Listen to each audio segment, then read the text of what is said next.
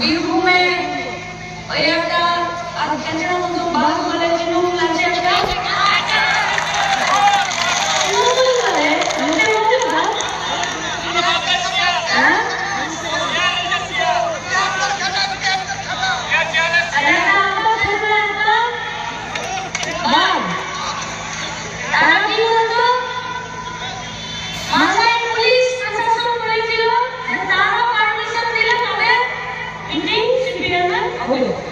আর বীরভূমে কি বলতে আলাদা বাঘগুলো আসলে তো বাঘ নয়, সব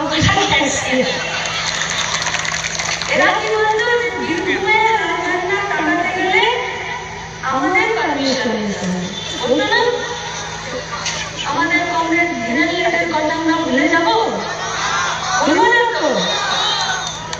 আজকে রামপুরহাটের সমাবেশ শুধু রামপুরহাটের সমাবেশ নয়, এই কলেজ মাঠের মাঝখানে আমরা মাচা বেঁধেছি, এক কোণে মাচা বেঁধেছি, বাজারের ভেতরে মাচা বেঁধেছি, মাঠে বেঁধেছি, মাঝমাঠে বেঁধেছি, আনাজ খাজনা ভাগ দিয়েছি আর মাঠের দপ্তরকে বলছি বীরভূমে লাল ঝান্ডা কারো পারমিশন দেবে না।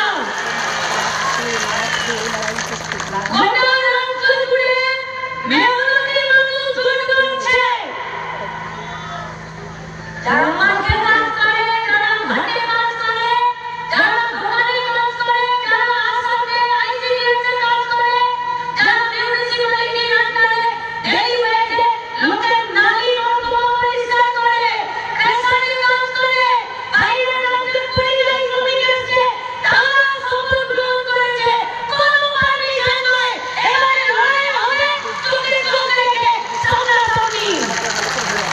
তাই শুধু মাঠের দখল নয়, লাল ঝান্ডা এগোচ্ছে, বিধানসভার মাঝ মাঠে লাল ঝান্ডা উড়বে আর মানুষের দাবিতে কাজ হবে।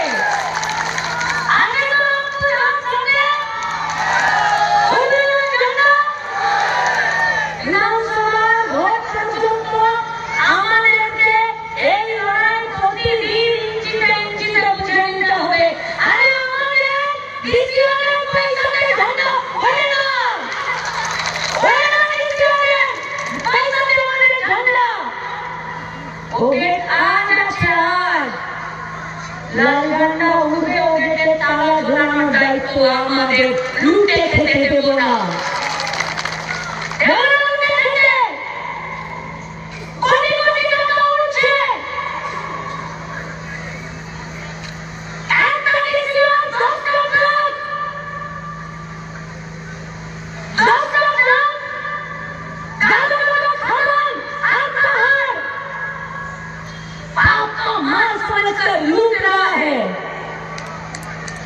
और बापेर बाप হয়েছে তৃণমূল, আর বাপের দাদু হয়েছে পুলিশ, আর বাপের দাদু বাপ হয়েছে বিজেপি। মাথায় ছাতা হয়ে গোটা বীরভূমে বাচ্চাদের ফুসফুসে পাথরের গুলো ঢুকবে, আর তোমরা কলকাতায় বসে বীরভূমে টাকা গুনবে। চলবে না, এটা চলবে না। 100 দিনের কাজ এই পশ্চিমবঙ্গে দুর্গাচন্দ্র বেহায়া তৃণমূলের পার্টিটা চুরি করেছে। কে জানে না, কে জানে না? এখানে দেয়া যদি করে বেড়াচ্ছে তৃণমূলের সিপাহী করে ডিউটি, আর ওখানে এদের ওই বেয়াদবির সুযোগ নিয়ে 100 দিনের কাজটাকে বন্ধ করে দিতে চাইছে। কেন? যাতে বীরভূমের বেকার ছেলেগুলো মেয়েগুলোকে যাতে লুটে নেওয়া যায়।